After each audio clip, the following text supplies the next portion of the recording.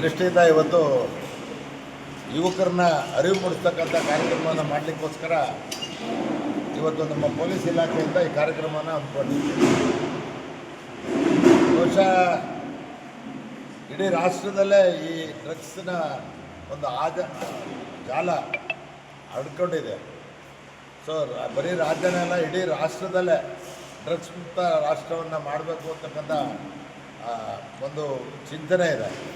ಅದಕ್ಕೋಸ್ಕರ ಇವತ್ತು ನಮ್ಮ ವಿದ್ಯಾರ್ಥಿನಿಯರನ್ನು ಕರೆಸಿ ಯುವಕರು ಮುಂದಿನ ಏಳಿಗೆಗೆ, ಮುಂದಿನ ಜನಾಂಗಕ್ಕೆ ಈ ಅನಿಷ್ಟ ಪದ್ಧತಿ ಡ್ರಗ್ಸನ್ನು ಸೇವನೆ ಮಾಡ್ತಕ್ಕಂಥವ್ರು ಮತ್ತು ನಶಮುಕ್ತ ಮಾಡ್ತಕ್ಕಂಥದ್ದು ಅದನ್ನು ಮಾಡ್ತಕ್ಕಂಥ ಕೆಲಸವನ್ನು ಮಾಡಬೇಕು ಅಂತಕ್ಕಂಥ ದೃಷ್ಟಿಯಿಂದ ಇವತ್ತು ಕಾರ್ಯಕ್ರಮವನ್ನು ಹಮ್ಮಿಕೊಂಡಿದ್ವಿ.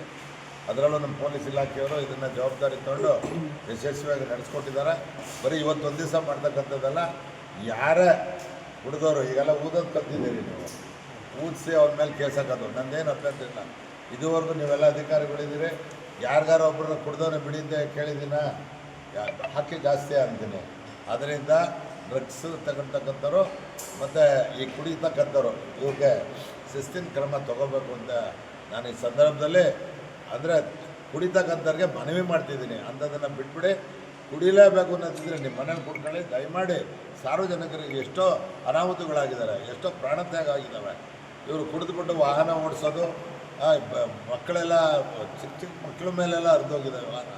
ಅದರಿಂದ ಇದು ಡ್ರಗ್ಸ್ ಮುಕ್ತ ಜೊತೆಗೆ ಇದನ್ನು ಮುಕ್ತ ಮಾಡಬೇಕು ಅಂತ ಮನವಿಯನ್ನು ನಮ್ಮ ಏನು ಕುಡಿತಕ್ಕಂಥ ಜನರಿಗೆ ಮಾಡ್ತಾ ಇದ್ದಾನೆ. ಬಹುಶಃ ಇದನ್ನು ಮುಂದಿನ ದಿನಗಳೇ ಇನ್ನೂ ಕಠಿಣ ಆಗ್ತದೆ ಕಾನೂನು. ಇದನ್ನು ಆ ಕಾನೂನನ್ನು ಎಲ್ಲರೂ ಅನುಸರಿಸಬೇಕಾಗ್ತದೆ ಅಂತಕ್ಕಂಥ ಮಾತನ್ನು ಈ ಸಂದರ್ಭದಲ್ಲಿ ಹೇಳಲಿಕ್ಕೆ ಇಚ್ಛೆ ಪಡ್ತಾರೆ.